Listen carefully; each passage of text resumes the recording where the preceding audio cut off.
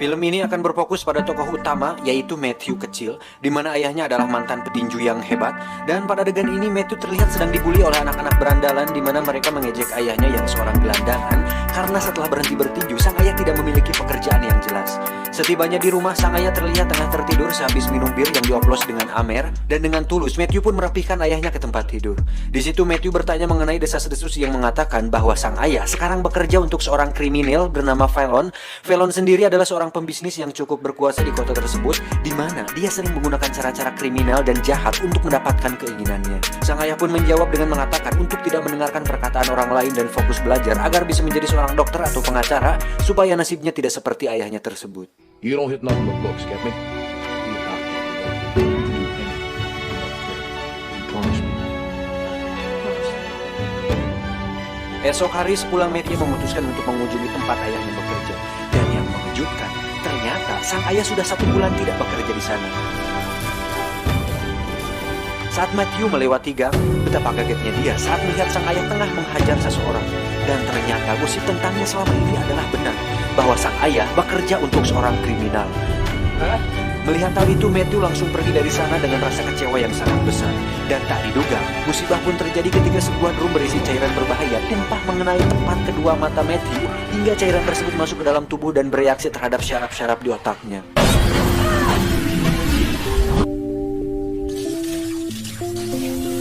Saat sadar, Matthew sudah berada di rumah sakit dan dinyatakan buta oleh dokter. Tetapi yang menarik adalah, dengan hilangnya kedua mata Matthew, justru membuat indera pendengarannya semakin tajam, di mana telinganya berfungsi layaknya sebuah penonton.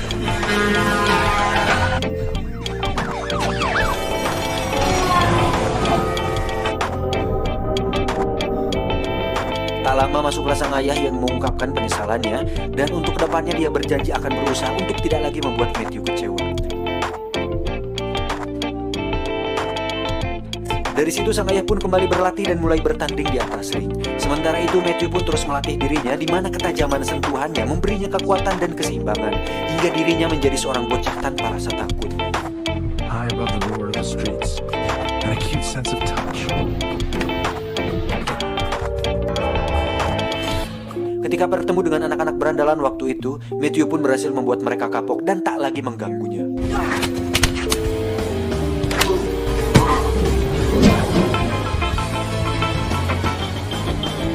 Suatu malam saat sang ayah akan bertarung melawan petinju dari Fallon, sang ayah pun ditawari sejumlah uang agar dirinya mengalah dalam pertandingan tersebut, dan jika dia menolak, maka Fallon tidak akan segan-segan untuk memberinya pelajaran. Hingga saat pertarungan dimulai, sang ayah pun tidak melawan dan akhirnya tersungkur. Tak ingin mengecewakan Matthew untuk 2 kalinya, sang ayah akhirnya melawan balik dan langsung membuat KO lawannya.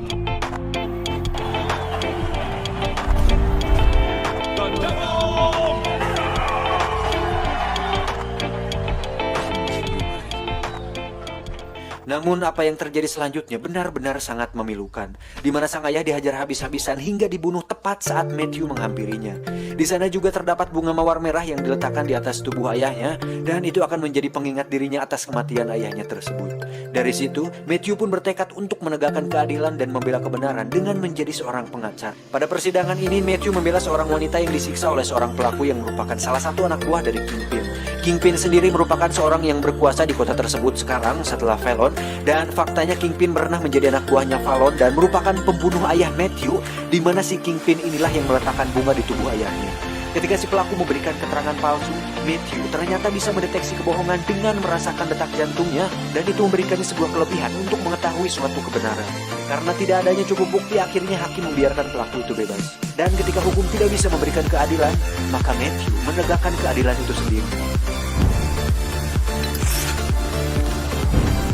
Ternyata, sejak kematian ayahnya tersebut, Matthew tidak hanya menjadi seorang pengacara, tetapi terus melatih kemampuannya hingga dirinya membuat kostum sendiri dan beberapa alat khusus untuk mendukung aksinya dalam menegakkan keadilan. Dan ketika dia memakai topeng, Matthew adalah setan berani, Daredevil. Semuanya sudah siap, Matthew pun langsung mendatangi si pelaku yang berada di sebuah bar. Hingga terjadilah pertarungan antara Matthew melawan banyak orang dengan senjata api.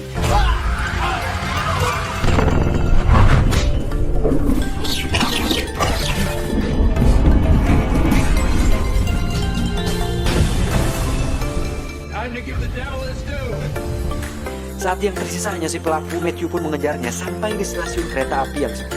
Di sini akhirnya kita bisa mengetahui kelemahan Matthew yang ternyata adalah suara bisik yang sangat nyaring. Mengetahui hal itu, si pelaku pun langsung menodongkan pistolnya. Dan saat pelatuk ditarik, Matthew bisa merasakan pelurunya. Hingga saat kereta sudah lewat, Matthew langsung membuatnya terjatuh ke atas rel dan membiarkannya mati di sana. Setelah selesai dengan pekerjaannya sebagai seorang pahlawan, Matthew tentunya masih seorang manusia biasa yang memiliki rasa sakit dan itu terlihat dari bekas luka di punggungnya. Satu hal yang menarik, Matthew sendiri tidur di dalam sebuah peti yang diisi air dan hanya menyisakan wajahnya saja untuk bernapas.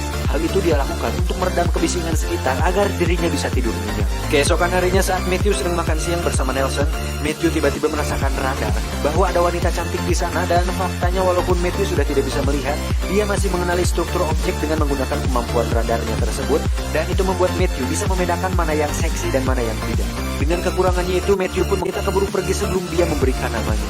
Untuk itu, Matthew pun terus mengikuti si wanita sampai ke sebuah sekolah dasar.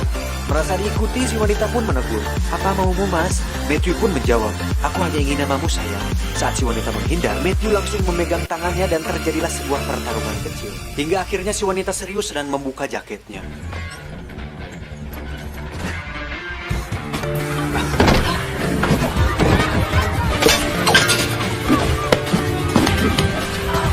Dari adegan pun berpindah ke sebuah gedung di mana disitulah tempat Kingpin berada.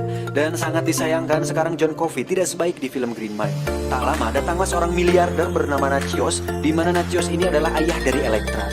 Nachios datang menemui Kingpin untuk izin keluar dari bisnis yang dijalaninya bersama dengan Kingpin karena berdasarkan berita yang tersebar bahwa Kingpin melakukan tindakan kriminal dan ilegal sehingga Nachios atau ayah Elektra ini merasa kurang sering berbisnis dengan Kingpin. Merasa bahwa Nachios adalah sebuah ancaman, Kingpin pun menyuruh anak buahnya untuk menghubungi seorang ahli untuk membunuh Nachios. Dan orang itu adalah Bullseye. Bullseye sendiri adalah seseorang yang memiliki kemampuan untuk melempar sesuatu dengan sangat akurat.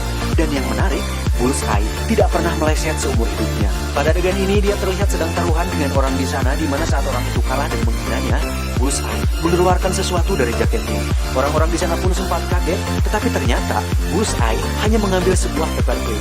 Tapi jangan salah, paperclip ini bisa menjadi sebuah senjata mematikan di tangan Bullseye, di mana dia meluruskan dan memotong satu persatu batang klip tersebut, kemudian melemparkannya tepat di leher orang yang menghinanya itu.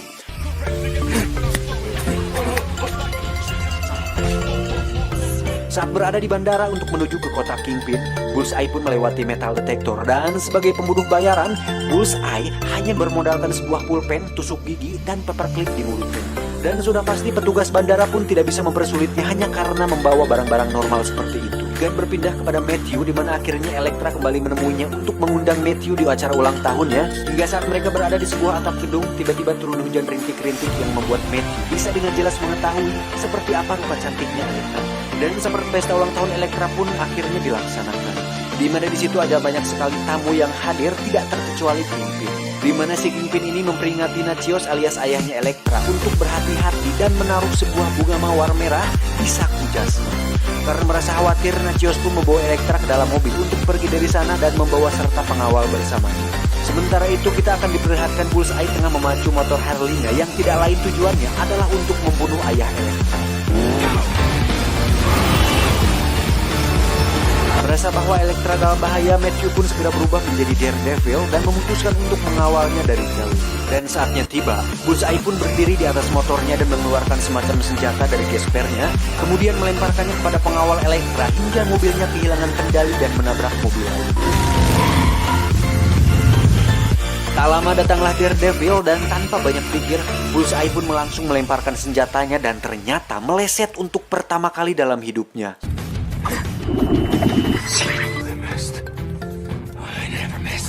Emosi akan hal itu, Bullseye pun memacu motornya untuk diadu dengan Daredevil. Tetapi dia justru terlempar dari motornya.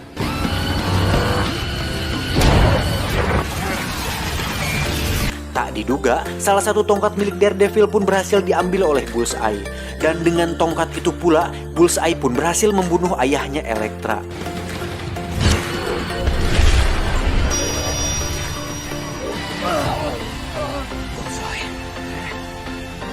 Alhasil, Elektra mengira bahwa Daredevil lah yang telah membunuh ayah. Dengan kematian ayahnya, Elektra pun memutuskan untuk balas dendam kepada Daredevil. Hingga tibalah saat Daredevil tengah sweeping di malam hari, muncullah Elektra yang langsung menyerangnya.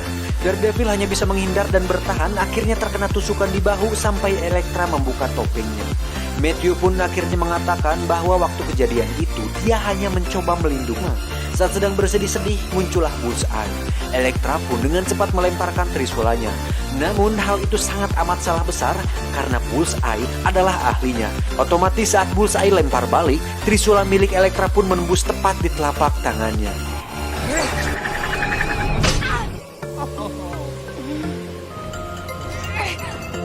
Setelah itu mereka pun bertarung jarak dekat hingga saat Elektra tersungkur, Bullseye pun menunjukkan trik kartunya. Dan dengan kartu remi biasa tersebut, Bullseye pun melemparnya tepat di leher Elektra hingga membuatnya sekarat dan tewas di pangkuan Matthew. Karena polisi mengepung tempat tersebut, Bullseye pun segera pergi meninggalkan mereka berdua. Daredevil sendiri melarikan diri ke sebuah gereja dan ditolong oleh seorang pastor. Tak diduga, Bullseye ternyata mengikutinya dari tadi dan tiba-tiba muncul di sana.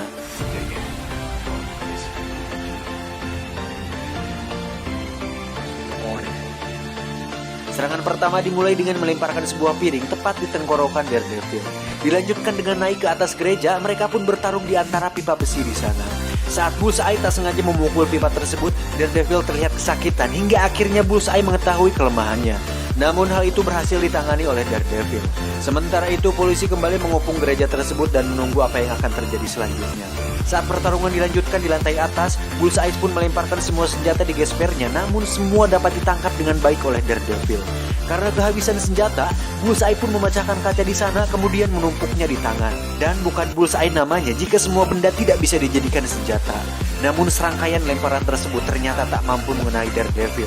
Dengan cepat, Bullseye pun menggunakan kelemahannya untuk membuat Daredevil lumpuh. Dan saat akan dibunuh, Daredevil pun tiba-tiba mendengar suara peluru dari kejauhan yang mana itu adalah seorang penembak jitu dari kepolisian. Dan dengan kesempatan itu, Daredevil pun mengarahkan tangan Bullseye tepat ke arah peluru tersebut. Hingga akhirnya Daredevil pun melemparnya dan terjatuh tepat di atas mobil polisi.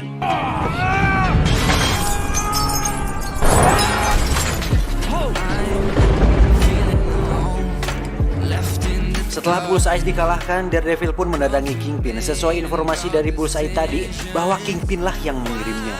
Dan dengan tubuh raksasa tersebut, Kingpin ternyata tidak mudah untuk dikalahkan dan justru Daredevil lah yang dilempar dan dihajar habis-habisan. Saat mengetahui bahwa ada saluran air di sana, Daredevil pun merusak saluran tersebut hingga airnya bocor. Dan seperti waktu melihat Elektra saat gerimis, Daredevil pun kini bisa melihat Kingpin dengan jelas. Dia pun langsung menghajarnya hingga mematahkan kaki Kingpin.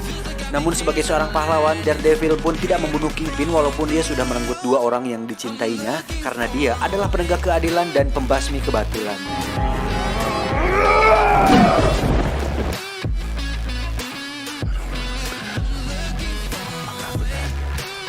Kingpin pun akhirnya dipenjara dan yang paling mengejutkan, ternyata Bullseye masih hidup walaupun mengalami beberapa patah tulang yang serius. Dan saat ada seekor lalat lewat di depan mukanya, Bullseye pun mencoba meraih suntikan dan berhasil membunuh lalat tersebut tepat sasaran. Tamat, ending yang membagongkan.